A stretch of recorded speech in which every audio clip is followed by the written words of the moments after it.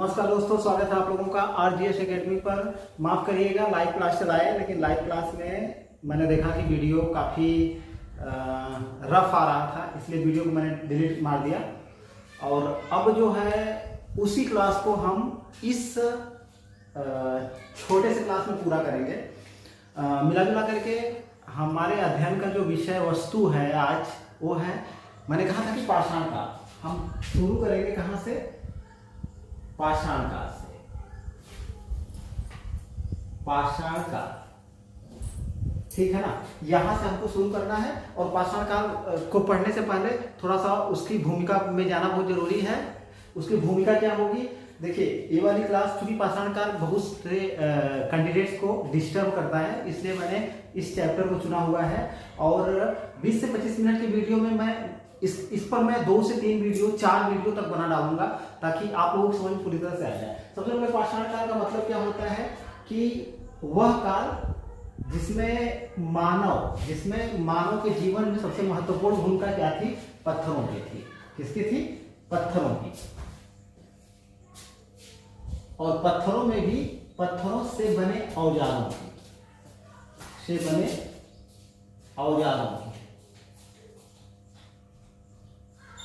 सबसे महत्वपूर्ण भूमिका थी, इसीलिए इसको पाषाण काल के नाम से जाना जाता है। हाँ, एक चीज और आप लोग कंफर्म करके रखिए यहाँ पे। देखिए, हमारी जो मानव सभ्यता का अस्तित्व, ऐसा माना जाता है कि मानव सभ्यता का अस्तित्व जो है वो लगभग, यानी पृथ्वी पर मानव सभ्यता जो अवतरित नहीं कहेंगे यार, अवतरित तो भगवान को कह सकते हैं। मतलब जब आई मानव सभ्यता का जब जन्म यहाँ पर हुआ तो कितना पुराना है? लगभग बोला जाता है कि 30 लाख वर्ष पुराना है। 30 लाख वर्ष पुराना। और पूरे विश्व के संदर्भ में एक बात मानी गई है कि भैया लिखित साक्ष्य अधिकतम, जो लिखित साक्ष्य है वो अधिकतम 5000 वर्ष पुराने हो सकते हैं। 5000 वर्ष पुराने क्या हो सकते हैं? लिखित साक्ष्य। ठीक है, तो भैया वो कंफर्म सी बात है कि इस 30 लाख में से, 30 लाख वर्ष में से आप 5000 वर्ष से घटा दीजिए तो आपका कितना आ जाएगा? क्या आ सकता है? मतलब इसको मिला करके गणितीय दृष्टिकोण से देखा जाए तो लगभग जो लिखित साक्ष्य हमारा है वो 0.01% ही है। ठीक है, इसके पहले का इतिहास, इसके पहले के मानव का इतिहास जानने के लिए हमको पूरी तरह से किस पर निर्भर रहना पड़ता है? पुरातत्व विभाग पर। किस पर निर्भर रहना पड़ेगा हमको? पुरातत्व विभाग पर। पुरातत्व विभाग पर।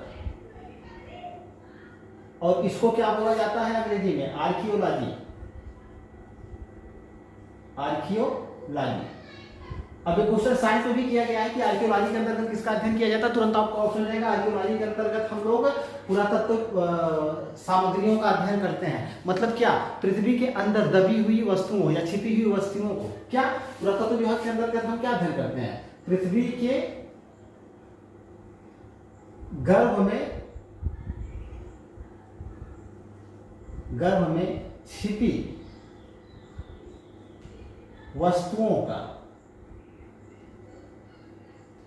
पता लगाकर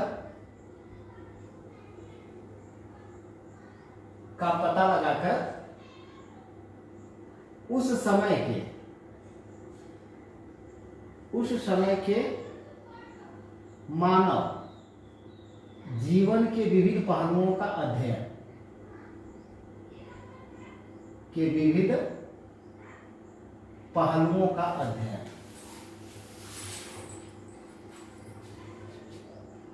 क्या किया जाता है? अध्ययन। ठीक है ना? तो आर्कियोलॉजी के अंतर्गत हम लोग क्या करते हैं? पृथ्वी गर्भ में छुपी हुई वस्तुओं का पता लगाते हैं और उसके बाद जो सामग्रियां मिलती हैं उसी पर हम उस काल के मानव जीवन से संबंधित सभी प्रकार के विविध पहलू जो है, चाहे वो आर्थिक हो, सामाजिक हो, धार्मिक हो, राजनीतिक हो, मतलब कोई भी हो, रहन सहन हो, खान पान, व्यवहार, आचार विचार, सबका पता हम इसी सब चीजों से लगाते हैं आर्कियोलॉजी। क्योंकि लिखित साक्ष्य अगर नहीं है तो हम इसी का सहारा हमको लेना पड़ता है, पुरातत्व विभाग का। तो हमारा जो पूरा पाषाण काल है, पूरा प्रस्तर एक जितना भी आता है और जिसको जितने विभागों में बांटा गया है, सब किसके अंतर्गत आता है? सीधे सीधे आपका ऑप्शन जाएगा भैया, सब जो है पुरातत्व मतलब पाषाण काल के अंतर्गत आता है। कहने का मतलब क्या है कि पुरातत्व विभाग द्वारा खुदाई जो कराई गई और उससे उपलब्ध सामग्री जो मिली, उसी के आधार पर हमने पाषाण काल के पूरे मानव सभ्यता का परिचय प्राप्त किया और उसके इतिहास का पुनर्निर्माण किया। ठीक है ना, तो ये चीज आप याद करके रखो। अच्छा, अगला पॉइंट क्या जाता है, ठीक है, प्रस्तर एज। हम लोग पाषाण काल में आगे चले तो प्रस्तर एज में,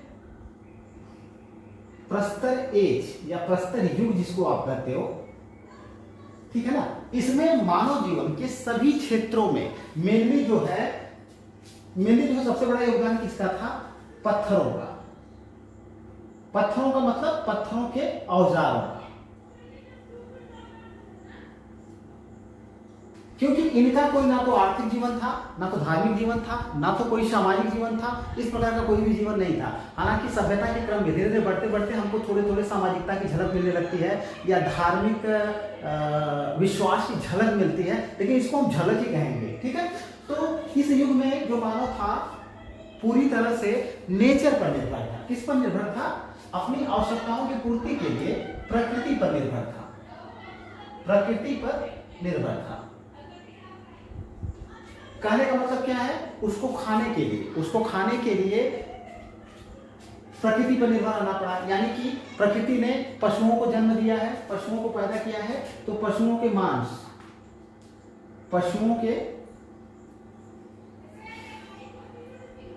मांस और विभिन्न प्रकार की वनस्पतियों या पेड़ों या वृक्षों से प्राप्त जो कंदमूल हैं, इनको खा करके अपना जीवन यापन व्यतीत करता था। कंदमूल, फल, ठीक है। और आश्रय क्या था इनका? आश्रय इनका मेनली कंदराएं थी, या जिसको आप गुफा करते हो, आश्रय इनका कंदराएं थी, या नदियों के किनारे ये लोग निवास करते थे, या वृक्षों पर निवास करते थे। नदियों के किनारे, ठीक है, या वृक्षों पर ये लोग निवास करते थे। बस इनका यही एक जीवन था। ना तो इनके पास वस्त्र थे, ना तो खेती की कोई जानकारी इनके पास थी, मतलब किसी प्रकार की कोई जानकारी नहीं थी। अक्सर ये लोग अक्सर क्या पूरी तरह से नंगे ही रहते थे। ठीक, तो मेनली इनका यही था। और इनका समाज की अगर हम बात करें तो सामाजिक जीवन की अगर हम बात करें, अगर इनका कोई सामाजिक जीवन था तो सीधे सीधे आखेटक प्लस खाद्य संग्रह, ठीक है। ये वाली चीज आपकी चलेगी पूरे मध्य पाषाण काल तक। नव पाषाण काल में जाकर के इनके जीवन में लाइफ स्टाइल में परिवर्तन आता है, लेकिन आखेटक और खाद्य संग्रह मेनली आपको मध्य पाषाण काल तक मिलेगा। इनका लाइफ स्टाइल जो थी या सामाजिक जीवन था वो इन्हीं पर निर्भर था। ठीक है ना। अब हम लोग चलते हैं सीधे सीधे कुछ पॉइंट हैं आईएमपी प्रस्तर युग से। तो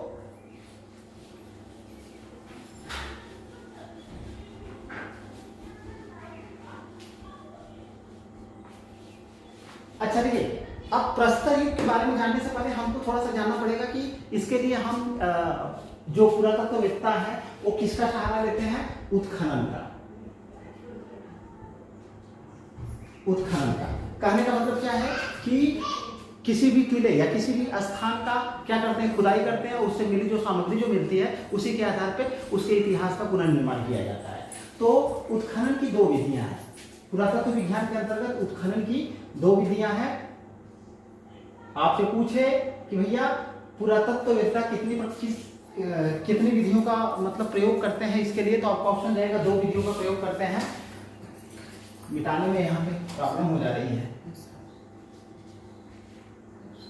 दो विधियों का प्रयोग करते हैं। एक है आपकी लंबवत उत्खनन, एक है आपका लंबवत उत्खनन, और एक आपका दूसरा है क्षैतिज उत्खनन।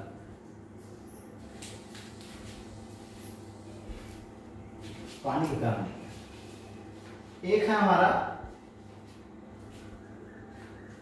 क्षैतिज उत्खनन, उत्खनन। तो पहला क्वेश्चन बन जाता है उत्खनन की कितनी विधियां हैं? पुरातत्ववेत्ता मतलब उत्खनन के लिए किन विधियों का प्रयोग करते हैं? तो आपका ऑप्शन जाएगा दो विधियों का, पहला लंबवत उत्खनन और दूसरा क्षैतिज उत्खनन। अब लंबवत उत्खनन क्या होता है, इसको देखते हैं। लंबवत उत्खनन ऐसे ऐसे होता है, लंबे लंबे होता है, ठीक है, और सीमित क्षेत्र में होता है। सीमित, इसका दायरा जो होता है सीमित दायरे में होता है, किसी सीमित दायरे में खुदाई करी जाती है, और इससे जो है हमको किसी भी सभ्यता के बारे में संपूर्ण जानकारी प्राप्त नहीं होती है। देखिए इसका सबसे माइनस पॉइंट क्या है कि किसी भी सभ्यता की संपूर्ण जानकारी हमको नहीं मिलती है, संपूर्ण जानकारी नहीं प्राप्त होती। तो हमको मिलती क्या है, जैसे मान लीजिए लंबा लंबा उत्खनन कर रहे हैं, तो यहाँ से यहाँ उत्खनन करते चले जा रहे हैं हम लोग, ठीक है। मान लीजिए यहाँ पर हमको पाषाण काल से संबंधित सभ्यता की जानकारी प्राप्त होती है, और नीचे आते हैं हम लोग तो ताम्र पाषाणिक संस्कृतियों की जानकारी मिलती है, और नीचे आते हैं हम लोग तो सैन्य सभ्यता की जानकारी मिलती है, ठीक है। तो हमारे कहने का मतलब क्या है कि जैसे जैसे हम खुदाई करते चले जाएंगे, जैसे जैसे खुदाई करते चले जाएंगे, वैसे वैसे विभिन्न संस्कृतियों के कालक्रम के बारे में जानकारी प्राप्त होने लगती है। तो इस खुदाई द्वारा हमें ये पता चलता है कि कौन सी सभ्यता कब अस्तित्व में आई और कब चली गई, यानी कि सभ्यता कब आई, ठीक है, और कब उनका विनाश हुआ।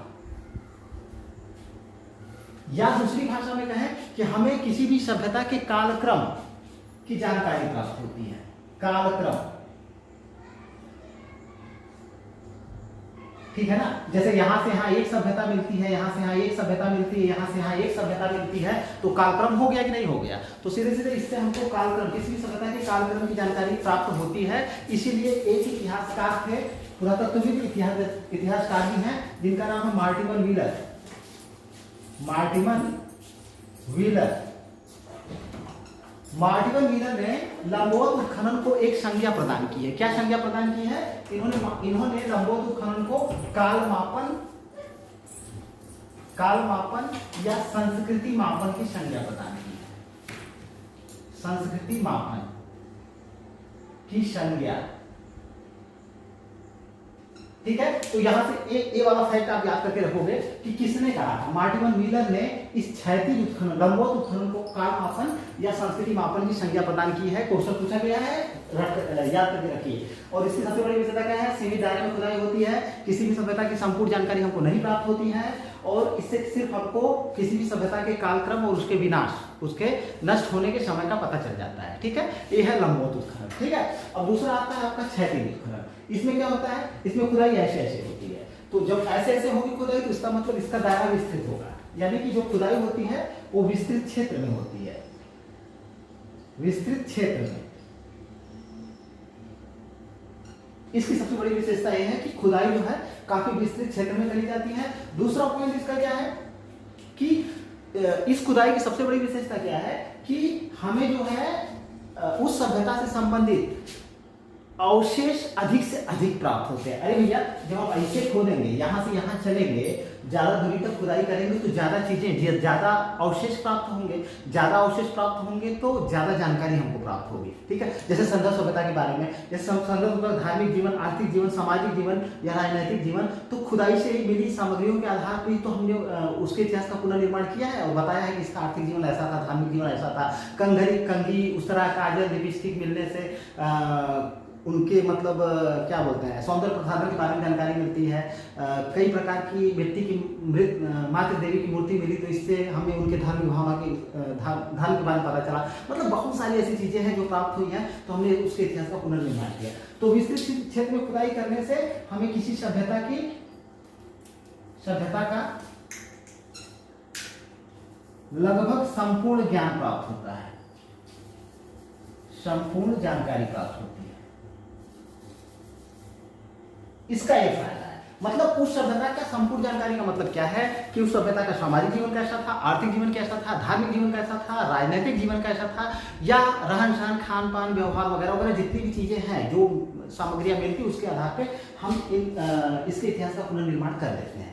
तो इस खुदाई की सबसे बड़ी विशेषता क्या है कि हमें किसी भी सभ्यता के विषय में संपूर्ण जानकारी लगभग प्राप्त हो जाती है। लेकिन अब जो पुरातत्ववेत्ता है, मतलब किसी भी सभ्यता की जानकारी के लिए खुदाई की या उत्खनन की दोनों विधियों का प्रयोग करते हैं, ठीक है ना। लंबवत उत्खनन बताता है कि फलाने सभ्यता कब आई और कब चली गई, ठीक है।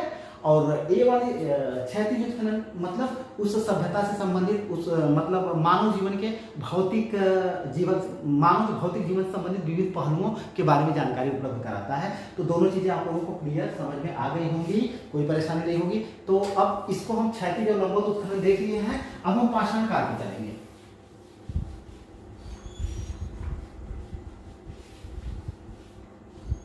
अच्छा, इस विधि का प्रयोग सर्वप्रथम कहाँ किया गया था? तो तक्षशिला, मार्टिमन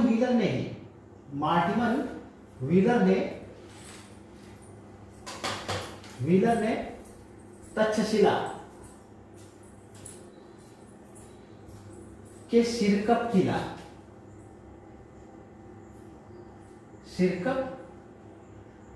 टीले का उत्खनन, मतलब क्षैतिज उत्खनन हो या आप कह सकते हो कौन सा, लंबवत उत्खनन और क्षैतिज उत्खनन, दोनों विधियों का प्रयोग सर्वप्रथम कहाँ किया गया था? तो तुरंत आपका ऑप्शन जाएगा तक्षशिला या सिरकप, या किसने करवाई थी? तो आपका ऑप्शन जाएगा मार्टिमन व्हीलर ने करवाई थी। चलिए पाषाण काल पे आते हैं, पाषाण काल के विभाजन को देखते हैं। तो पाषाण काल का विभाजन अगर बात करें, अब चलते हैं हम विभाजन की तरफ।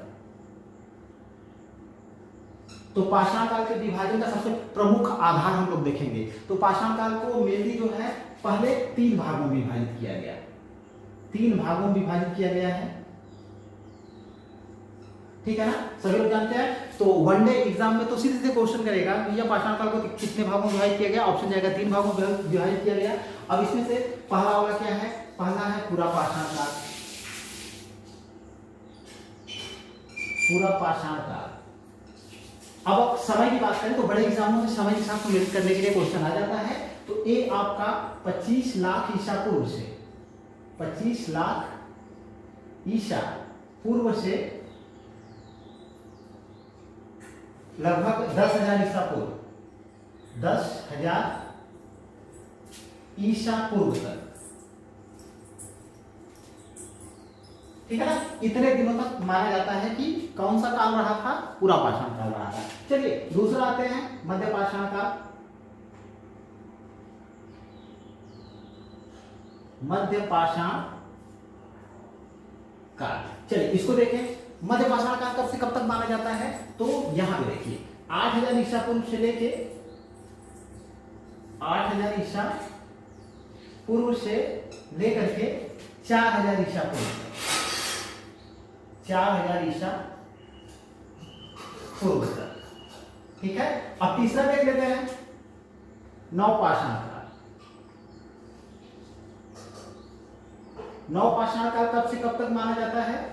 ये माना जाता है 9,000 ईसा पूर्व से लेके 1,000 ईसा पूर्व तक,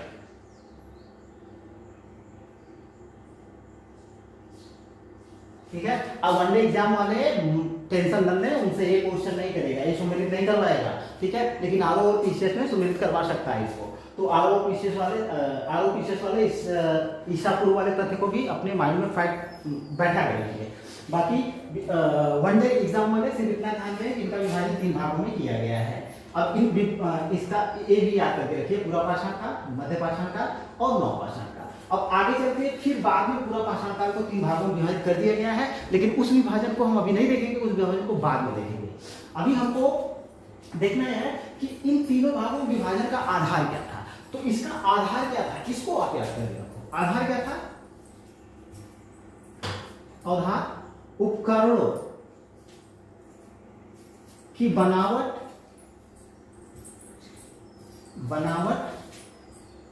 में भिन्नता, ठीक है ना। मान लीजिए पूरा पाषाण काल के उपकरण कुछ अलग टाइप के मिले, मध्य पाषाण काल के उपकरण कुछ अलग टाइप के मिले, नव पाषाण काल के उपकरण कुछ अलग टाइप के मिले। इस आधार पे उपकरणों की बनावट की भिन्नता के आधार पे हमने जो है इस काल का विभाजन 3 भागों में, पाषाण काल का विभाजन 3 भागों में कर दिया, ठीक है। ये चीज आपको वनडे एग्जाम से लेकर के टेस्ट एग्जाम वाले तक के लिए आईएमपी है कि आधार क्या है, ये आधार है। और इस आधार में सबसे महत्वपूर्ण भूमिका क्या निभाई, किसने निभाई? तो जलवायु ने, ठीक है ना। देखिए जलवायु का असर पड़ता ही पड़ता है, तो जलवायु का असर उस समय भी पड़ा। उस समय भी जैसे जैसे जलवायु चेंज हुई वैसे वैसे उपकरणों में भिन्नता आई और उनके कुछ सामाजिक जीवन में भी भिन्नता या बदलाव आने शुरू हो गए थे। तो ये वाले फैक्ट आपको रट करके रखने हैं इसमें से, ठीक है। चलिए आगे चलते हैं, कुछ आईएमपी फैक्ट देखते हैं।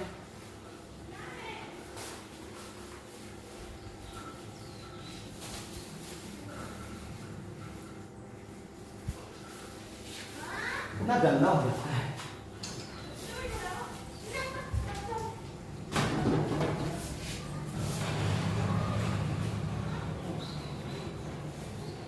अब आपको हम ले चलेंगे इजी टू मॉडरेट की तरफ। इजी टू मॉडरेट की तरफ लेके चलते हैं। देखिए कैसे लेके चलते हैं। आपका एंशिएंट हिस्ट्री के साथ साथ मैं आपको मेडिवल हिस्ट्री के, मॉडर्न हिस्ट्री के तथ्य भी कैसे पढ़ाता हूँ।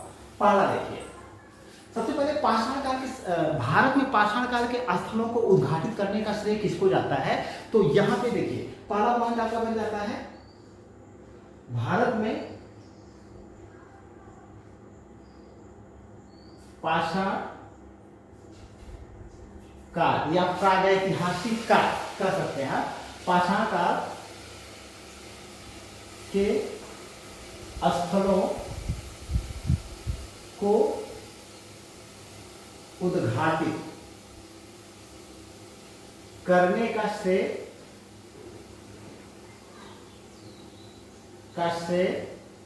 एक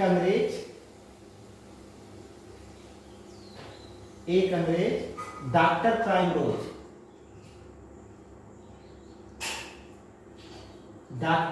रोज को जाता है।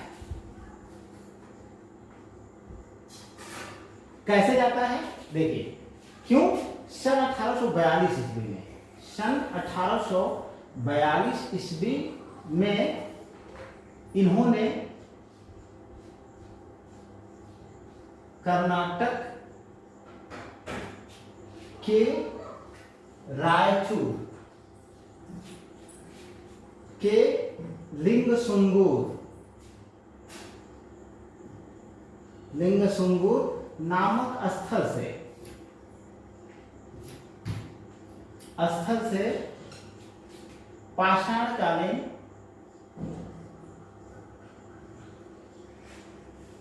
उपकरणों मतलब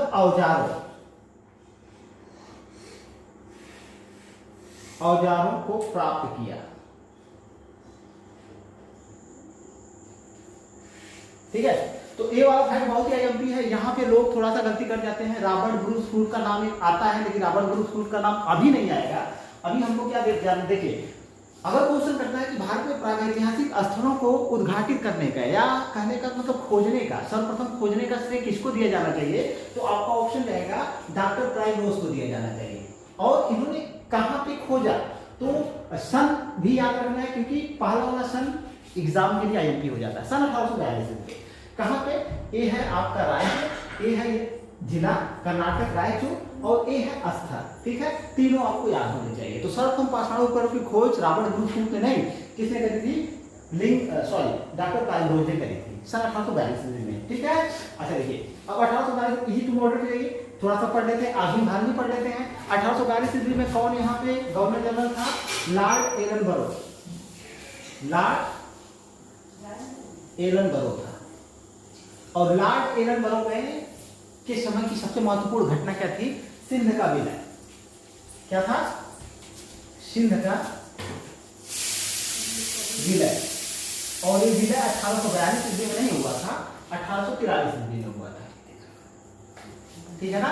और इस विलय में किस सेनापति ने महत्व, सेनापति कौन था, तो आप जानोगे चार्ल्स नेपियर। हमने एंशिएंट हिस्ट्री के साथ साथ मॉडर्न हिस्ट्री के साथ उसको जोड़ करके पढ़ लिया। 2-3 फैक्ट हमने यहाँ से भी याद कर लिए कि भैया 1842 में लॉर्ड एलन बरो गवर्नर जनरल थे। ठीक है, सिंध का विलय किया गया था, हिंदी समझ में बीआईएमपी फैक्ट है, कई बार एग्जाम में आया हुआ है।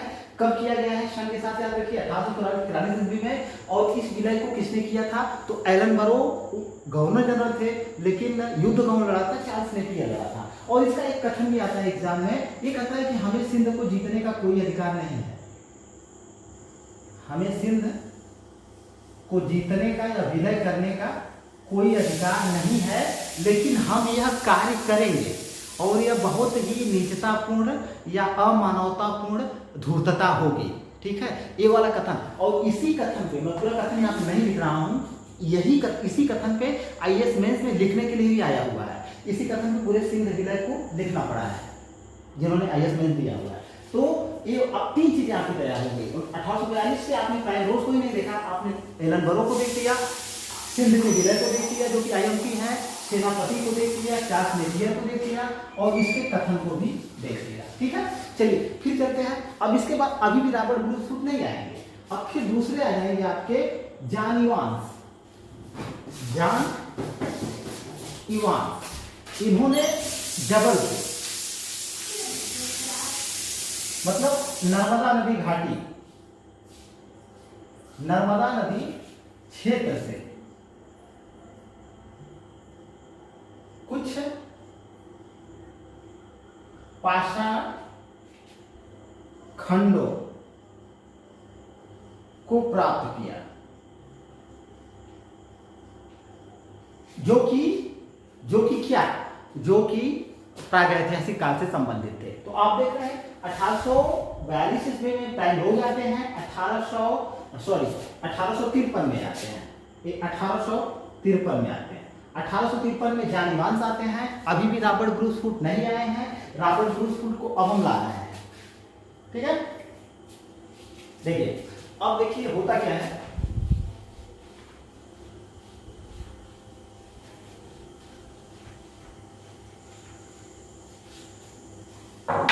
अब देखिए सन 1863 में, सन 1863 ईस्वी में रॉबर्ट ब्रूस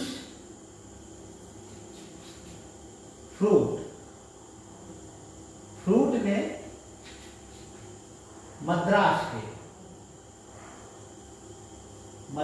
के पल्लवरम नामक स्थल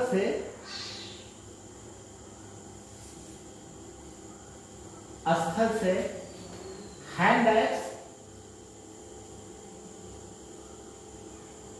एवं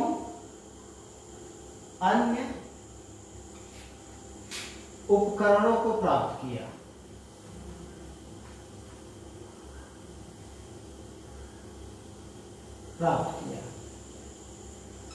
तो अब देखिए रॉबर्ट ब्रूस फुट आ गए आपके। और एक क्वेश्चन यहां से भी आता है कि पेशा क्या था इनका, कि पेशे से पुरातत्वविद नहीं थे। क्वेश्चन पूछा गया है, 2-4 बार तो पूछा ही गया है कि रॉबर्ट ब्रूस फुट पेशे से क्या थे। तो आपका ऑप्शन जाएगा भूवैज्ञानिक। क्या थे? भूवैज्ञानिक थे, ना कि पुरातत्वविद थे। अब 1863 ईस्वी में कौन आते हैं? रॉबर्ट ब्रूस फुट आते हैं और मद्रास के पल्लवम कहां से? 1863 ईस्वी में रॉबर्ट ब्रूस फुट ने मद्रास से क्या पल्लवम नामक स्थान से हैंड एक्स और क्या प्राप्त किया था? Hand axe, mainly hand axe और भी औजार प्राप्त किए थे इन्होंने। तो ये वाला फैक्ट बहुत एमपी है, इसलिए भी एमपी है कि अगर उद्घाटित करने का या श्रेय में लाने का क्वेश्चन किया जाता तो डॉक्टर बाइरोज होंगे, लेकिन अगर विकसित रूप से अगर बात करी जाए तो इन्हीं के बाद से इन्होंने ही एक नई दिशा, भारत के प्रागैतिहासिक अध्ययन को एक नई दिशा प्रदान की, क्योंकि इन्होंने सिर्फ पल्लवम से नहीं कई अन्य स्थलों से भी कई उपकरणों या औजारों की या स्थलों की खोज करी थी। ठीक है, और इसके बाद क्यों इनका श्रेय ज्यादा महत्वपूर्ण हो जाता है कि इसके बाद कई ऐसे पुरातत्वविद आ जाते हैं जिनका इंटरेस्ट जो है भारतीय प्रागैतिहासिक स्थलों से संबंधित खोजों पे, मतलब खोजों में उनका ध्यान ज़्यादा चला जाता है, मतलब आकर्षित हो जाता है और शुरू कर देते हैं खुदाई का कार्य। तो जोर शोर से उत्खनन कार्य शुरू हो जाते हैं और लगभग संपूर्ण भारत में आपके पूरे भारत की बात करी जाए तो संपूर्ण भारत में इस सभ्यता के अवशेष अनेक पुरातत्वविद प्राप्त करते हैं। उनमें से कई नाम हैं जिसमें से आपको मिलेंगे William King, Cockburn, C.L. Carlisle,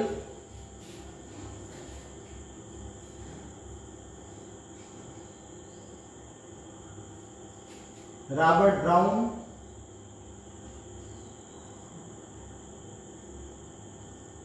D Terra Peterson,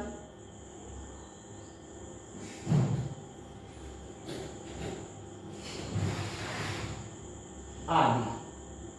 देखिए मेनली बहुत से लोग आएंगे इसमें और इनका नाम जो है ना एक एक स्थलों पर आता चला जाएगा तो आपको याद हो जाएगा। बस कहने का मतलब क्या है कि जैसे ही रॉबर्ट ब्रूस फ्रूट ने मतलब रॉबर्ट ब्रूस फ्रूट के की खोज के बाद भारत में प्रागैतिहासिक स्थलों के खोज की क्रांति आ गई और इसमें कई पुरातत्वविदों ने सहयोग किया जिसमें से इनका नाम प्रमुख है। ठीक है, तो अब इनका नाम आप आगे आने वाला मतलब आगे जैसे जैसे स्थल आएंगे वहां पे इनका नाम आता चला जाएगा। ठीक है, तो अब यहाँ पे ए वाली चीज आपकी कंफर्म हो गई कि ये लोग किससे संबंधित है, तो पाषाण काल के स्थलों से मेनली संबंधित है और इन्होंने मतलब कई स्थलों की खोज में योगदान दिया है। किन स्थलों की खोज में योगदान दिया सब हम बाद में क्लियर करवाएंगे। आगे चलते हैं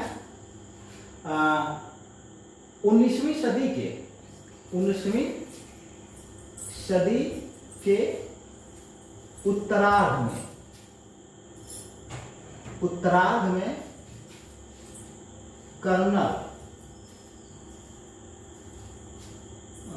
कर्नल मी जो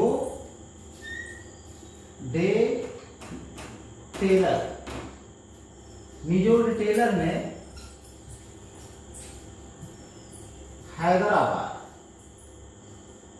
हैदराबाद में उत्खनित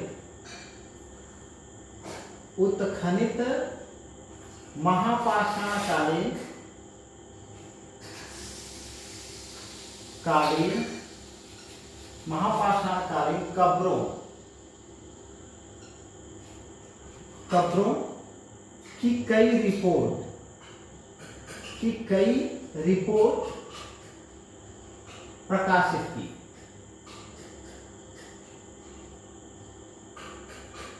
ठीक है, इसी में एक नाम और आता है 1950 में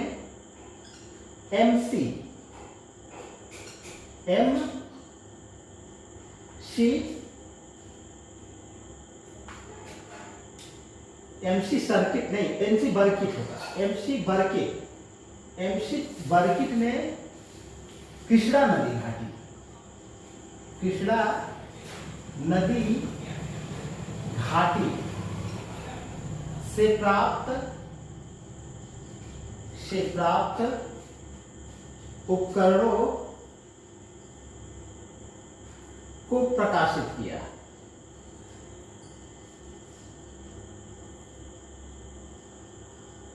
चलिए 2-3 फैक्ट क्लियर हो गए। यहां से देखिए अब ये वाला क्वेश्चन जो है पीसीएस आरओ और आईएएस लेवल का क्वेश्चन है। यहां से देखिए विलियम किंग टार्पन इनको छोड़िए अभी 19वीं सदी के उत्तरार्ध में। ठीक है, यहां से क्वेश्चन नाम याद रखना है। देखिए पीसीएस आरओ और आईएएस देने वाले नाम क्या है इनका कर्नल मीजो डे टेलर। ठीक है ना, इन्होंने क्या किया था क्वेश्चन चलेगा हैदराबाद में उत्खनित महापाषाणकालीन कब्रों पर कई रिपोर्ट किसने प्रकाशित की।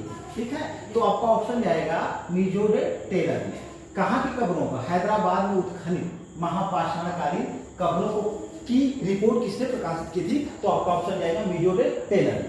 ठीक है, इसके बाद 1950 में, ठीक है 1950 में एमसी बर्किट 1950 नहीं होगा ये 1930 होना चाहिए। हाँ 1930 में 1930 में एमसी बर्किट ने कृष्णा नदी घाटी से प्राप्त उपकरणों को प्रकाशित किया था। कृष्णा नदी घाटी क्षेत्र में जो पाषाणकालीन उपकरण प्राप्त हुए थे उसको किसने प्रकाशित किया था 1930 में एमसी बर्किट ने कृष्णा नदी घाटी क्षेत्र के प्राप्त उपकरणों।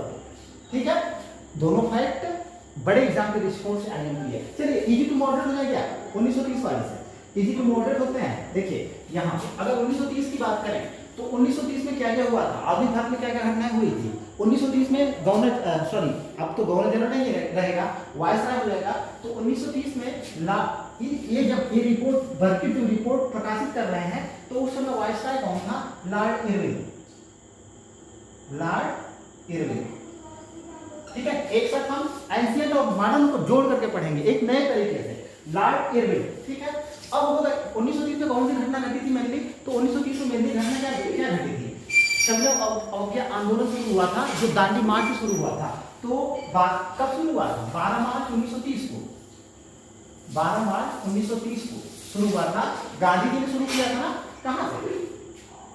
गांधी जी ने, ठीक है, अपने साबरमती आश्रम से, अहमदाबाद स्थित साबरमती आश्रम से अपने कितने सहयोगियों के साथ? 78 सहयोगियों के साथ, ठीक है ना। कहां तक की इन्होंने यात्रा की थी? नवसारी जिला, गुजरात का नवसारी जिले में स्थित दांडी नामक स्थल तक की 241 मील की यात्रा की थी, ठीक है ना। और 6 अप्रैल 1930 को नमक कानून तोड़ा था। अब देखिए, हमने एक साथ 2 फैक्ट पढ़ लिए। 1930 में उसको भी पढ़ा, इनको भी पढ़ा, इनको भी पढ़ा। 1930 में क्या, कौन गवर्नर वाइस रहा था? लॉर्ड इरविन, ठीक है। ये वाला फैक्ट एमपी है, पूछा गया है भैया कि सभ्यवादी आंदोलन दांडी मार्च की शुरुआत कब हुई? तो 12 मार्च 1930 को दांडी मार्च की शुरुआत उन्होंने करी, गांधी जी ने शुरू की। ये भी पूछता है कहां से? तो साबरमती आश्रम यानी अहमदाबाद से। दूरी कितने लोगों के साथ? 78 लोगों के साथ शुरू की थी, ठीक है ना। और कितने मील की यात्रा थी? 241 मील की यात्रा थी। और कब इन्होंने एक मुट्ठी नमक लेकर के नमक कानून का उल्लंघन किया था? या हम कह सकते हैं कि सविनय आंदोलन की शुरुआत हुई थी 6 अप्रैल 1930 को, ठीक है। तो ए फाइव भी हो गया। और 1930 में एक चीज और है कि 1930 में भारतीय राष्ट्रीय कांग्रेस का जो हर वर्ष अधिवेशन होता है, वो अधिवेशन नहीं हो पाया था। इसी कारण क्यों अधिवेशन नहीं हुआ? अधिवेशन इसलिए नहीं हुआ क्योंकि उस समय जो है सविनय आंदोलन शुरू हो गया था, ठीक है। 1930 से ABIMP फैक्ट है। और अगर हम एक और घटना को 1930 से हम जोड़ सकते हैं, चटगांव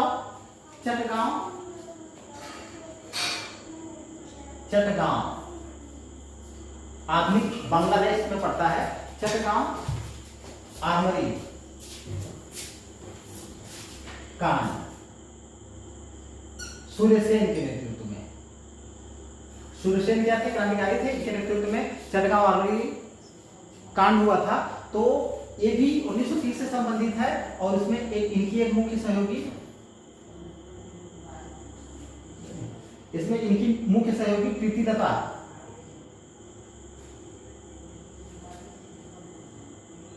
इधर का नहीं लिखा है, एकदम नहीं, ये वाला ये सब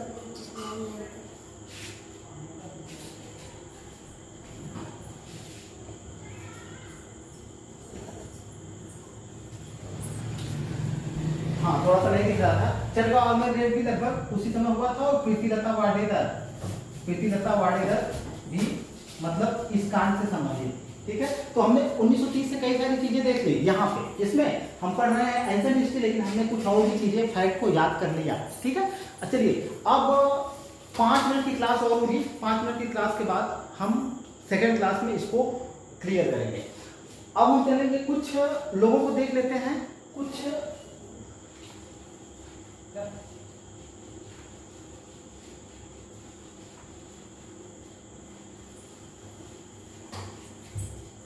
देखिए, इतना सब होने के बाद जॉन इवांस, और उसके पहले प्राइमरोज, फिर जॉन इवांस, फिर इसके बाद रॉबर्ट ब्रूस फ्रूट, फिर मैंने बताया विलियम किंग, कॉकबर्न, शेर कार्लाइल वगैरह वगैरह बहुत सारे लोगों ने उत्खनन कार्य शुरू कराया था। इसके बाद भी भारत के प्रागैतिहासिक काल को वैश्विक मानचित्र पर जगह नहीं मिल पाई थी। तो भारत के प्रागैतिहासिक मतलब अध्ययन क्षेत्र को या प्रागैतिहासिक काल को विश्व मानचित्र पर स्थापित करने का श्रेय किसको जाता है? देखिए, मार्टिमन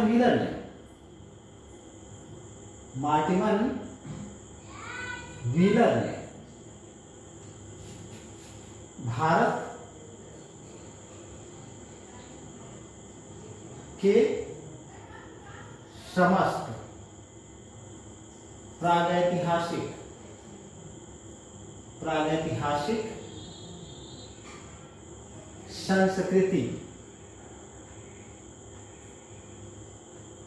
संस्कृति के अनुक्रम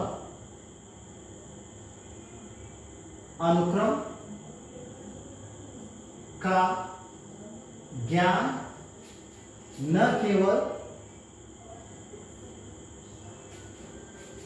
भारतीयों को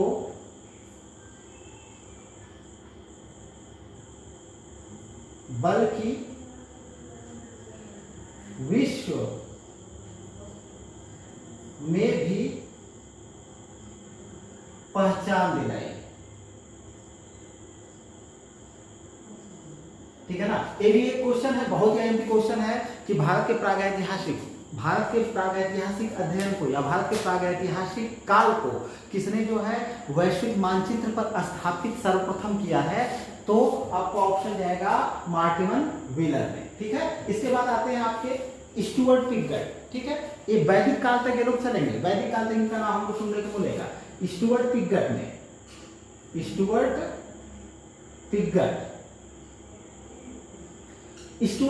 ने कब 1950 में 1950 में अपनी कृति का मतलब अपनी पुस्तक प्री हिस्टोरिका ऑफ इंडिया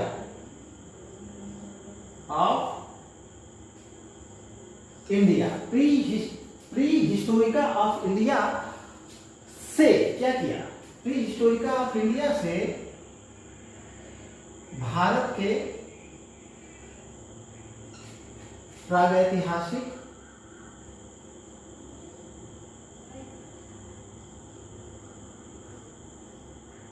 अध्ययन से नहीं, भारत के प्रागैतिहासिक अध्ययन को एक नई दिशा प्रदान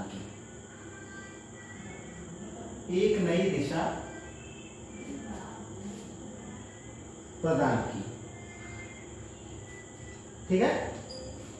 अब देखिए ये वाला क्वेश्चन बहुत ही आती है। देखिए स्टुअर्ट पिगट की पुस्तक का नाम आपको याद करके रखना है, प्री हिस्टोरिका ऑफ इंडिया। किसकी पुस्तक है? तो आपका ऑप्शन जाएगा स्टुअर्ट पिगट की है। इन्होंने भारत के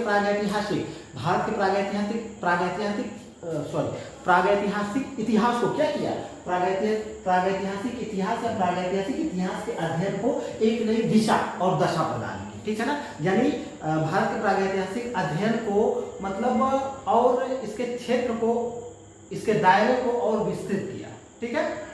तो इसके बाद होता क्या है कि जब किसी चीज के बारे में लोगों की जानकारी बढ़ जाती है, ज्यादा लोगों तक जानकारी पहुंचती है, तो उसके अध्ययन का क्षेत्र ना केवल विस्तृत होता है बल्कि उसको एक नई पहचान भी मिलती है। तो यही हाल रहा हमारे प्रागैतिहासिक काल को एक नई दिशा, एक नई पहचान दिलाने में मार्टिन व्हीलर और स्टुअर्ट पिगट जी का बहुत बड़ा योगदान है। अब हम लोग काल विभाजन करेंगे पूरा पाषाण काल का 3 कालों में। ठीक है। पूरा पाषाण काल को 3 कालों में विभाजित कर दिया गया है, लेकिन अब विभाजन से पहले हम लोग एक सामान्य सी चीज लेकर के चलेंगे कि इस समय जो है आप देखोगे पूरे आप मध्य पाषाण काल तक, आप पूरा पाषाण काल पढ़ो, चाहे मध्य पूरा पाषाण काल पढ़ो, चाहे उच्च पूरा पाषाण काल पढ़ो, तो सब पूरा पाषाण काल के अंतर्गत आते हैं। तो इन तीनों की सबसे बड़ी विशेषता क्या है?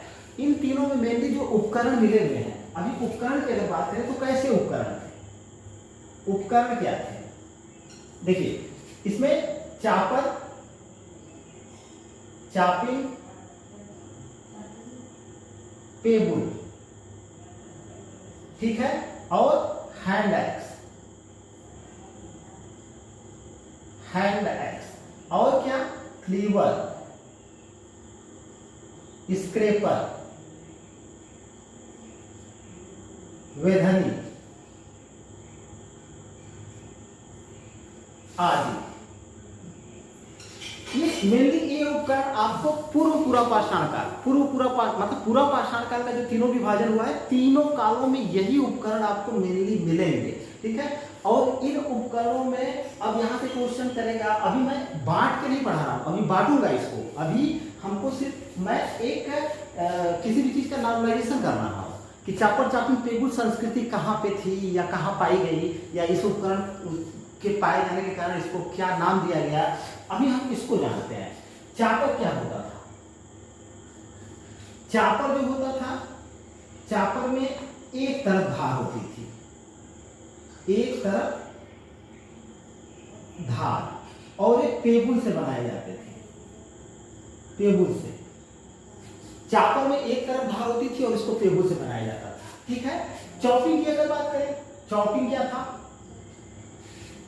चॉपिंग ऐसा मतलब उपकरण नहीं, औजार बोलेंगे इसको, उपकरण भी कर सकते हैं, औजार भी कर सकते हैं। तो चॉपिंग कैसा औजार था? चॉपिंग जो औजार था इसमें दोनों तरफ धार थी, दोनों तरफ धार, ठीक है, मतलब दोनों तरफ, इधर भी दोनों तरफ धार, ठीक है। टेबुल क्या था? टेबुल ऐसे उपकरण थे जो पानी के बहाव में रगड़कर, पानी के बहाव में रगड़कर चिकने सपाट तथा गोल मटोल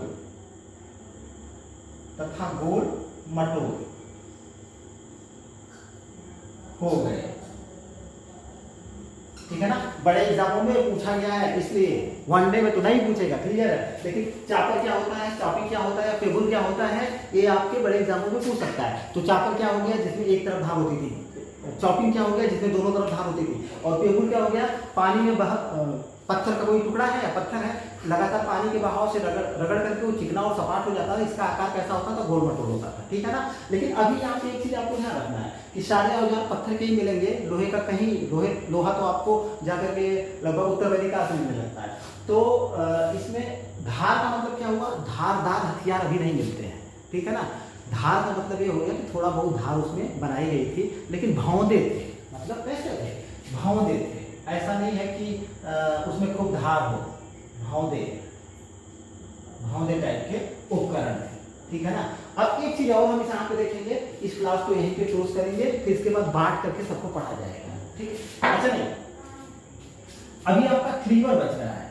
देखिए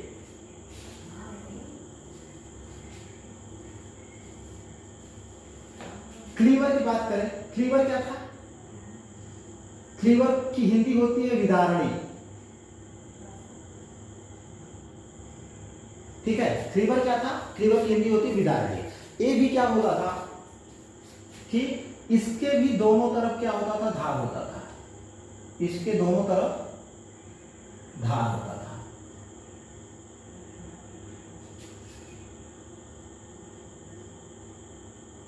ठीक है। और इसका क्या दोनों तरफ धार होता था? इसका उपयोग पेड़ों को काटने उठने में किया जाता था, ठीक है। इसी प्रकार से स्क्रेपर होता था।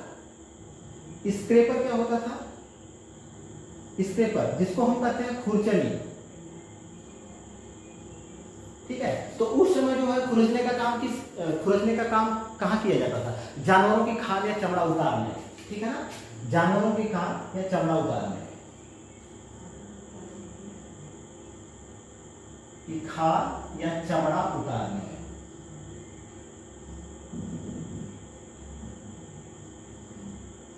तो उपकरण आपके इतने उपकरण से क्वेश्चन पूछे जाते हैं, क्या होते हैं, तो आपको मैंने यहाँ पे क्लियर करवा दिया। आगे क्लास चलेगी, जैसे जैसे क्लास आगे बढ़ेगी उपकरण और भी आएंगे और भी क्लियर होते चले जाएंगे। अब यहाँ पे हम लोग देखेंगे कि उपकरण बने किससे होते थे। ये बने किससे होते थे? तो मेनली जो है ये उपकरण कई प्रकार के पत्थरों से बने होते थे, जिसमें आपको मिलेगा chert, jasper, agate, flint, carnelian,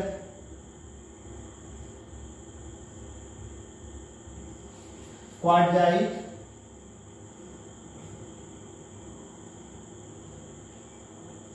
आदि। ये सब क्या है? पत्थर है, ठीक है। इन्हीं पत्थरों से ये औजार बने हुए थे, पाषाणकालीन औजार बने हुए थे।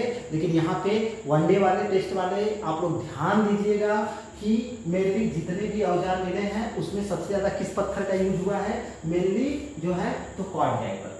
अगर क्वेश्चन करे कि पाषाणकालीन उपकरणों को बनाने में किस पत्थर का यूज हुआ है, किस पत्थर की प्रधानता है, तो आपका ऑप्शन जाएगा क्वार्टजाइट का। बड़े एग्जाम पूछ सकता है निम्न में से कौन से पत्थर का उपयोग नहीं होता था, तो आपको chert, jasper, agate, flint, carnelian, quartzite ये सब चीजें पता रहेगी, तभी आप एक आंसर को आप टिक कर सकते हो। तो ये हो गए उपकरण और ये हो गए मतलब पत्थर, ठीक है। क्वाड्रेंट आपको याद रखना, वनडे एग्जाम में पूछा गया है। तो चलिए इस क्लास को अब यहीं पे खत्म करते हैं। अब इसके बाद हम लोग चलेंगे पूरा पाषाणकाल को 3 भागों में विभाजित करेंगे, और तीनों भागों को ज्यादा लंबा नहीं है, बस थोड़ा सा समझने का प्रयास करेंगे। क्या उपकरणों में भिन्नता थी, इसके कारण इसको बांटा गया, कौन से उपकरण मेनली मिले हैं, किस स्थान पे किसने खोजा है, कुछ आईएमपी फैक्ट है, उसको देखेंगे, ठीक है। फिलहाल वीडियो अगर अच्छी लगे तो कमेंट करिए, लाइक करिए, शेयर करिए और ज़्यादा से ज़्यादा सब्सक्राइब करिए। वीडियो देखने के लिए बहुत बहुत धन्यवाद।